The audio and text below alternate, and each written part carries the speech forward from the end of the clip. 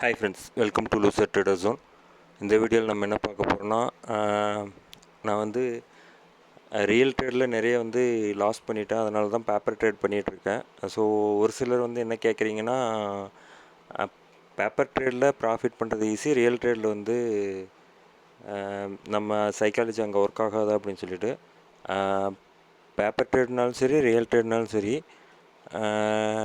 நம்ம சைக்காலஜி கிட்டத்தட்ட ஒரே மாதிரி வச்சுக்கிட்டு ட்ரை பண்ணும்போது, இப்போ பேப்பர் ட்ரேடில் கொஞ்சம் பயத்தோடு நம்ம ட்ரை பண்ணோன்னா ரியல் ட்ரேடில் நம்ம கொஞ்சம் தைரியமாக ட்ரேட் பண்ண முடியும்.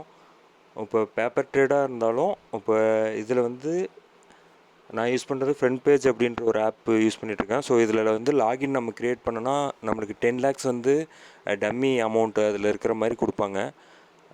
ஸோ பேப்பர் ட்ரேட் ஈஸி அப்படின்னு சொல்லி நினச்சிங்கன்னா ட்ரை பண்ணி பாருங்கள் நீங்களும். ஏன்னா இப்போ ஒரு பேப்பர் ட்ரேட்லேயே பண்ணி இப்போ 10 lakhs இருக்கிறத ஒரு 20 lakhs இல்லை 25 lakhs இந்த மாதிரி எடுத்துகிட்டு வர முடியுதா ட்ரை பண்ணுங்கள். நீங்கள் ஒரு ஸ்ட்ராட்டஜி வச்சுருந்தீங்கன்னா அதை டெமோ பண்ணுங்கள். எந்தளவுக்கு சக்ஸஸ் ரேஷியோ இருக்குது, நம்ம வின்னிங் பர்சன்டேஜு, இதெல்லாம் நம்ம யோசிக்கும்போது மெயினாக ஸ்டாப் லாஸ் போடுங்க. ரியல் ட்ரேட்னாலும் சரி, பேப்பர் ட்ரேட்னாலும் சரி, நம்ம ஸ்டாப் லாஸை ப்ராப்பராக நம்ம யூஸ் பண்ணலன்னா நம்மளுக்கு லாஸ் நிறைய போகிறதுக்கு நிறைய சான்ஸ் இருக்குது.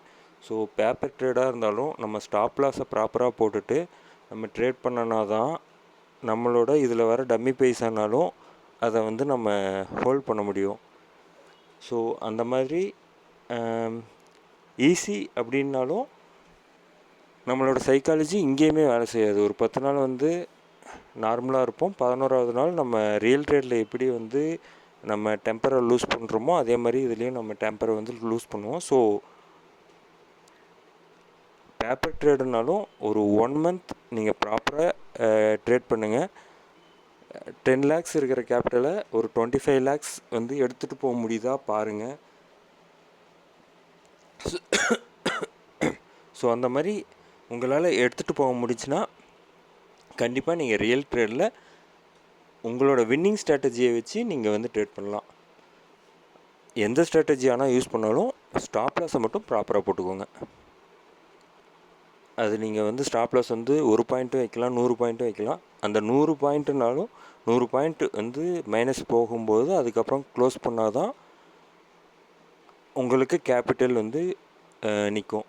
ஸோ அதை பிளான் பண்ணிவிட்டு நல்ல ஸ்ட்ராட்டஜியாக வச்சுக்கிட்டு ஸ்டாப் லாஸை ப்ராப்பராக யூஸ் பண்ணுங்கள். நான் இப்போ இந்த பேப்பர் ட்ரேட் பண்ணாலும் இந்த பேப்பர் ட்ரேடில் நான் யோசித்தது இது ஒன்று தான். எவ்வளோ மோசமாக போனாலும் நம்ம ஸ்டாப் லாஸ் கரெக்டாக யூஸ் பண்ணணும் அப்படின்னு சொல்லிட்டு. ஏன்னா 10 lakhsலேருந்து நேராக இப்போ 18 lakhs வரல. 10 lakhsலேருந்து 12 lakhs ஆச்சு, 8 lakhs ஆச்சு, திரும்பி 13 lakhs ஆச்சு, திரும்பியும் 3 lakhs வரையும் போயிடுச்சு. அதுக்கப்புறமா திரும்பியும் 7 lakhs 8 lakhsன்னுட்டு திரும்பியும் 15 lakhs, திரும்பியும் 12 lakhs. அந்த மாதிரி தான் நம்ம பேப்பர் ட்ரேடுனாலும் நம்மளுக்கு லாஸ் வராமல் இருக்காதுல்ல. ஸோ நம்ம சைக்காலஜி இதுலேயும் இம்ப்ரூவ் ஆக தான் செய்யும்.